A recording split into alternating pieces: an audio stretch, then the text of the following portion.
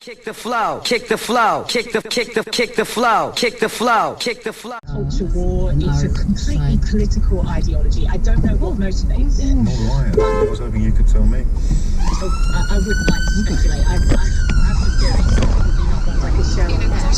But this idea that It's the Bible, the mental health community, that they represent us, is a complete fallacy. I talk to people affected by mental health issues every day, and I don't know one person who is anti-lockdown. We understand the necessity to stop the spread of Covid-19, and it's not as straightforward as saying, oh, we lock down and mental health suffers, or we don't lock down and physical health suffers.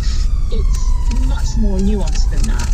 And I just feel that the space in media for mental health to be discussed would be much better used by signposting to the support that's out there or genuinely raising awareness. So I have joined together with charity leaders, campaigners, academics, experts, just to ask media to be a bit vigilant against this and to challenge lockdown skeptics when they reference mental health. As in to say, who do you speak for, in a way, when you claim to be representing people with mental health issues? And also to be specific, because mental health issues can mean lots of things, and there are mental illnesses that have absolutely measurably got worse during lockdown. Yes, Eating disorders is one of them, and we could discuss that very specifically. But when people are talking about feeling lonely or having low mood, which can affect your mental health, that's not a diagnosable mental illness. And I think it's very important that we are specific about what we mean when we're discussing these issues. Yes, it's been very odd and not a little dispiriting. I'm sure more so for you, because you work so hard in this field, to hear and read people who have previously expressed skepticism about the very existence of some mental illnesses, suggesting that, you know, in our day we just called them naughty, or you just need to pull your socks up and buck up your ideas and you'll be fine. And they have suddenly, not suspecting sincerely, discovered a deep concern for problems that they denied the existence of up until the beginning of last year. That's absolutely right, and that's why I've written this open letter, which people can read if they go to my Twitter _Natasha Devon.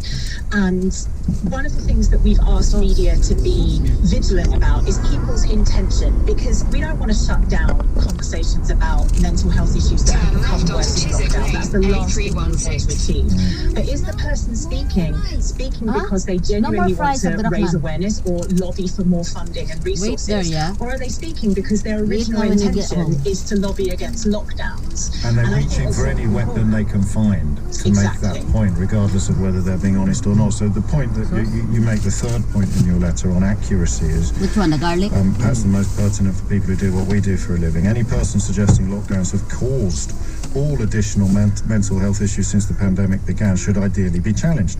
If there was no lockdown, COVID-19 would still be present and still be wreaking havoc in our communities. People would still fear leaving their homes or socialising, and thousands more would be affected by sickness and bereavement, which has a measurable negative impact on mental health. So I can't quite believe that I have to say these words out loud, but you have people claiming that mental health is being negatively impacted by lockdown, while completely ignoring the impacts upon mental health that having a relative died. And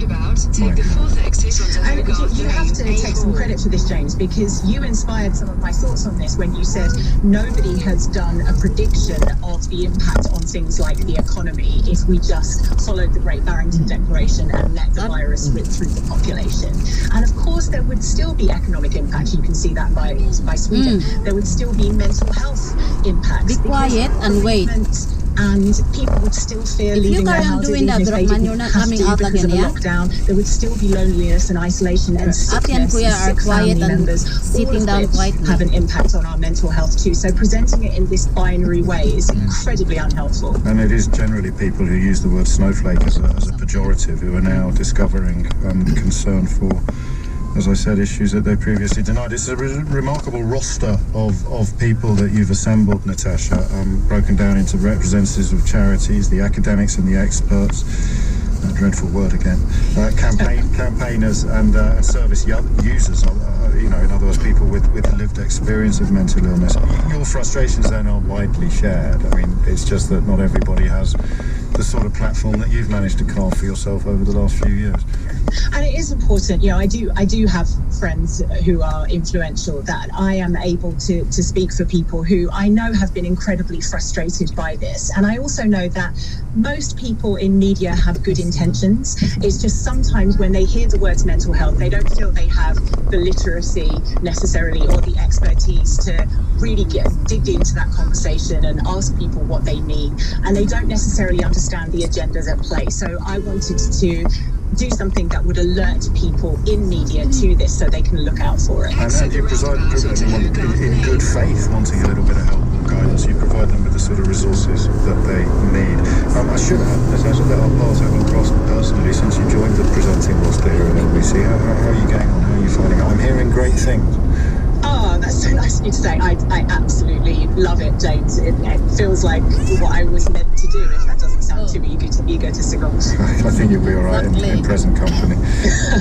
Well, and you're back on air tomorrow at 7 o'clock, 7 p.m. Yes. Natasha Devon, many thanks indeed from the Mental Health Media Charter in this instance, but also now a valued and a very popular member of the LBC family. 12:43 is the time. I did mention that text from Tony up in Manchester. Kick the flow, kick the flow, kick the flow, kick the flow, kick the flow, kick the flow, kick the flow, kick the flow.